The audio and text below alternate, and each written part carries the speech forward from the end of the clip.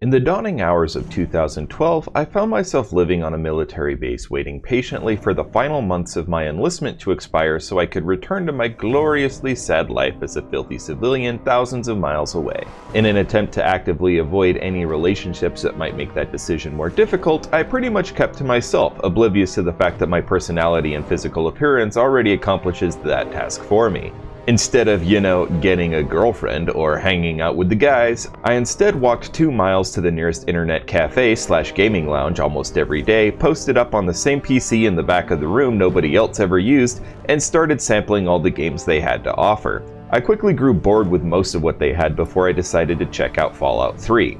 I had seen little snippets of it here and there from guys that brought their Xbox 360s into our living quarters, but since they were usually considerate and played with headsets, I had no idea what it was about other than big bugs and train stations and concept art of rusted out aircraft carriers. I was curious enough to give Fallout 3 a shot, so I dove right in and never looked back. Over the next several weeks, I completionisted the crap out of that game, exploring every nook and cranny Fallout 3 had to offer. Now, I'm not entirely sure what a cranny is exactly, but if Fallout 3 has one, I've probably seen it.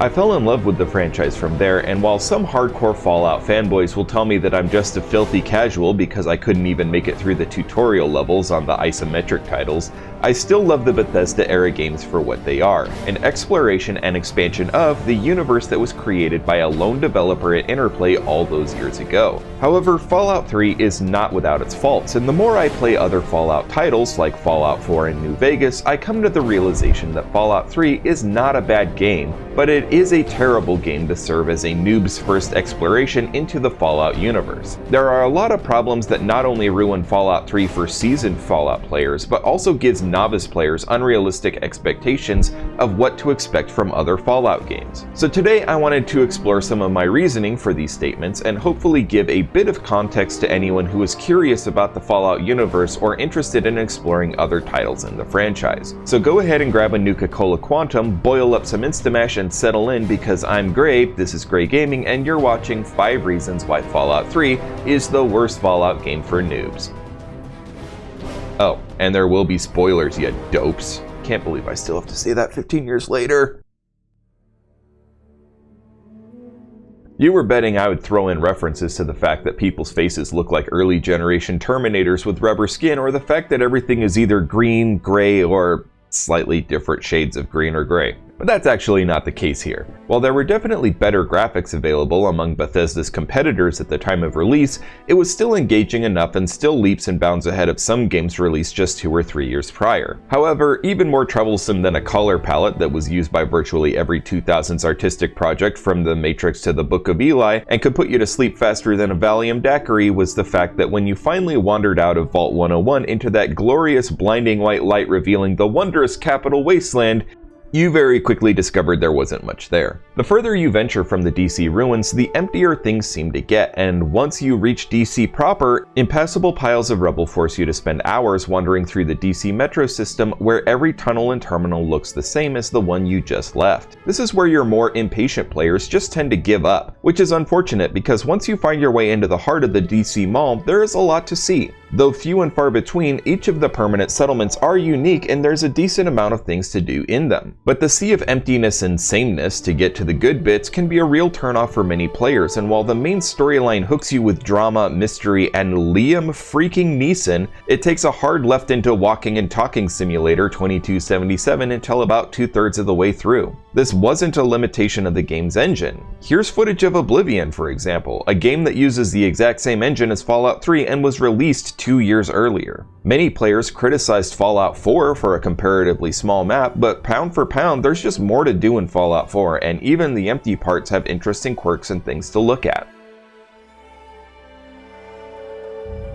Companion characters are nothing new to gaming, and certainly weren't in 2008 when Fallout 3 launched. However, it was a mechanic that Bethesda was still in the early days of developing. Getting a companion who doesn't walk into your line of fire, walks at the same speed you do, and actually makes you want them to tag along for the ride can apparently be a challenge, considering that even in Fallout 4, Bethesda still struggled with this. The first true companion mechanic I'm aware of in a Bethesda game, and no, I'm not talking about those horrible scripted escort quests, was introduced to Oblivion in the form of DLC. The first instance occurred in the Knights of the Nine DLC, and then again in the Shivering Isles DLC a year later, 1 year before the release of Fallout 3. Bethesda was still struggling with making companion characters a useful tool, adding in the ability to alter their behavior in combat, trade items, etc. But sadly, almost no attention was given to making them seem like characters in a story, and instead, they're just interchangeable elements to another gameplay mechanic. Any and all backstory can usually be learned in a single conversation or in the short quest that unlocks them as a companion, and there really is no character development throughout the game.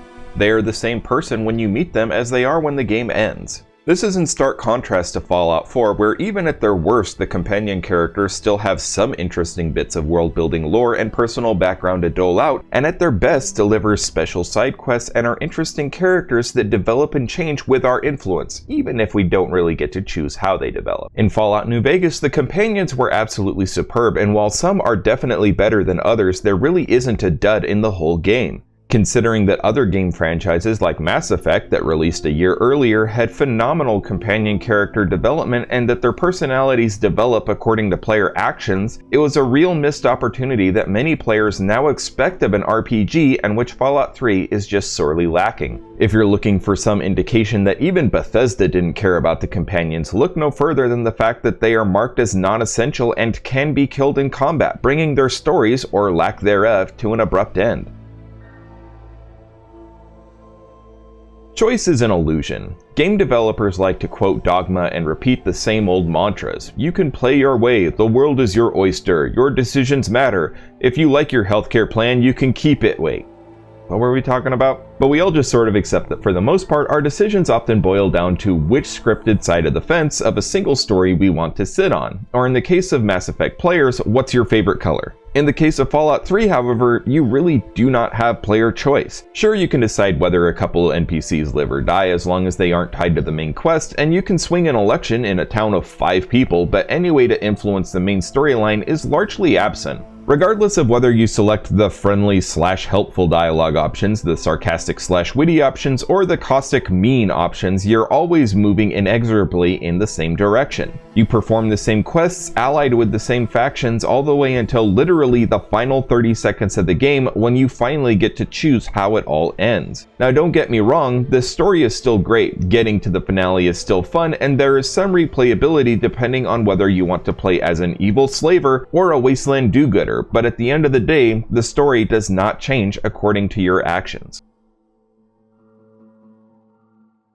Say what you will about Fallout 4, but there's a lot of people in the Commonwealth and a lot of factions all vying for control. New Vegas took this concept to heart and loaded the game up with different organizations, governments, communities, gangs, and other entities that you can join, help, or actively oppose. Not all of these groups are diametrically opposed either, allowing you to foster alliances that otherwise wouldn't exist and making for a dynamically changing game that makes you want to come back over and over again just to see what would happen if you do things just a little bit differently.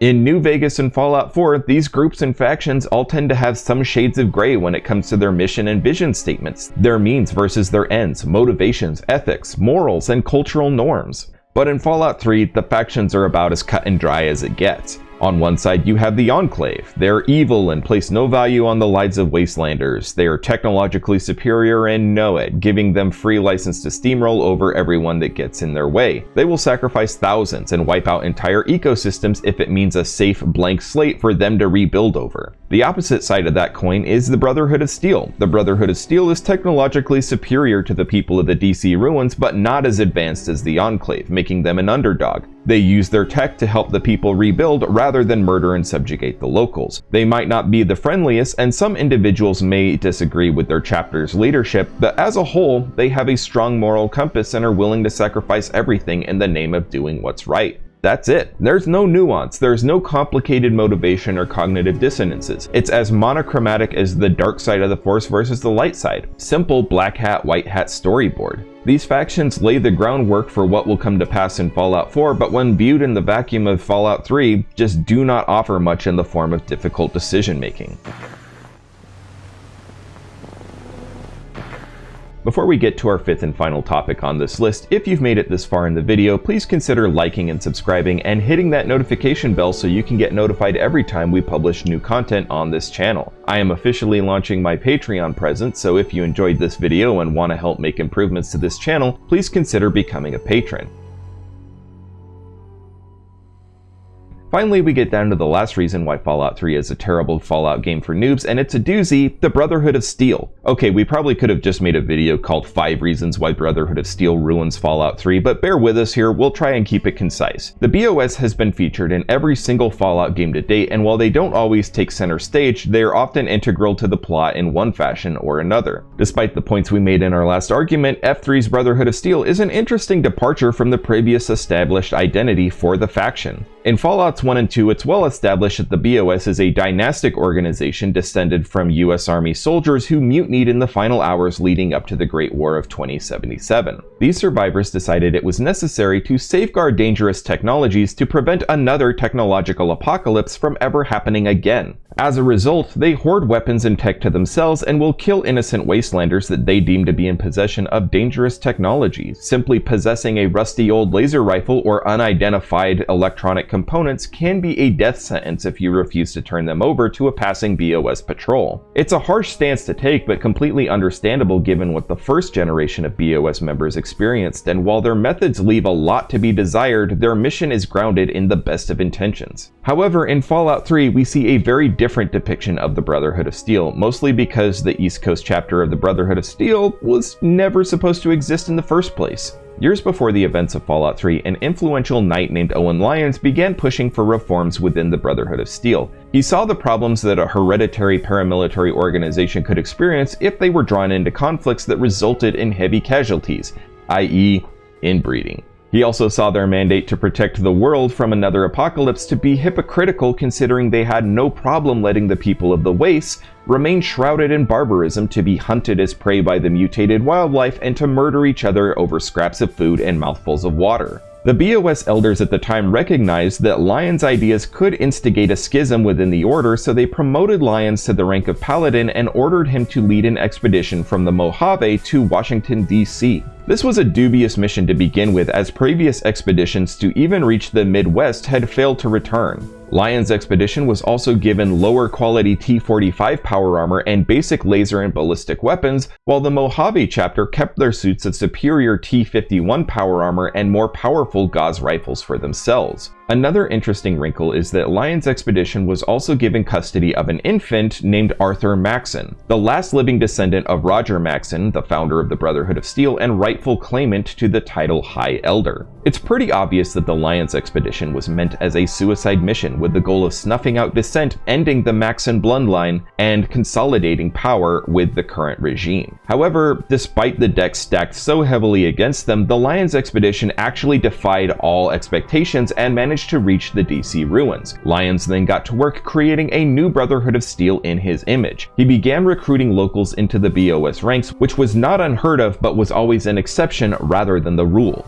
He began using BOS patrols to make travel safer throughout the region and began providing protection for projects that had the potential to begin rebuilding society at scale. He even adopted the title of Elder, assuming absolute control over his newly founded East Coast chapter. Now, almost everything that I've just told you can be found in Fallout 3, but many players miss this on their first playthrough, as you have to go out of your way to exhaust every dialogue option, read every terminal, and listen to every holotape stashed around the BOS headquarters in the remains of the Pentagon. To the casual first-time player, the BOS are simply an altruistic organization fighting to defend the weak. That's why it can then be pretty jarring to play other Fallout titles and discover that this is not what the BOS is at its core. In New Vegas, we see a Brotherhood of Steel as a paranoid order, deeply mistrustful of outsiders. They're suffering due to heavy losses incurred fighting the New California Republic, lending credence to Lyons' ideals. And when presented irrefutable evidence that their days are numbered, their leaders refuse to allow reforms or change policy, even under temporary emergency actions. This schizophrenic identity is amplified in Fallout 4 when we discover that the child Owen Lyons raised and mentored grew up to become an elder in his own right, but completely rejected the Lyons doctrine. Arthur Maxson not only returned the east coast of Brotherhood of Steel to shaking down wastelanders for energy, weapons, and batteries, but has even gone so far as to condone protection rackets, trading BOS quote-unquote protection in exchange for food and other supplies. He further altered the organizational culture of the BOS to one of extreme racism and xenophobia, treating mutants, ghouls, and anything that doesn't fit the traditional definition of a human being as an abomination that needs to be exterminated without question, hesitation, or mercy. While he kept the Lyons policy of recruiting new members to bolster their ranks, he also instituted a strict fraternization policy that restricted members' abilities to form new family units. All these actions make sense given that Arthur Maxson is attempting to live up to the reputation of his ancestors, and his strict, uncompromising policies are likely the result of a young leader attempting to instill confidence in his abilities. However, to players who have only ever experienced a Brotherhood of Steel that adheres to the Lyons doctrine, this can be seen as a betrayal to what the Brotherhood of Steel stands for, and changes the BOS from a powerful force for good to an unsympathetic lesser of two evils. The BOS in Fallout 3 is easy to become enamored with, and the fact that they get stuff done more often than not and are actively working to guide restoration in a responsible manner is honestly something we don't see enough of in the Wasteland. However, given the context of the rest of the Fallout universe, this is simply out of place and should never be expected to return in future Fallout titles. But I think that this is a good point to end on and move into wrap-up phase. So there you have it, folks. Those are 5 reasons why Fallout 3 is the worst Fallout game for noobs. This video is the first time we've attempted analysis content on this channel, so if you're interested in more videos just like this one, please drop your feedback in the comments. We are constantly looking for ideas on how to improve the value we provide to you,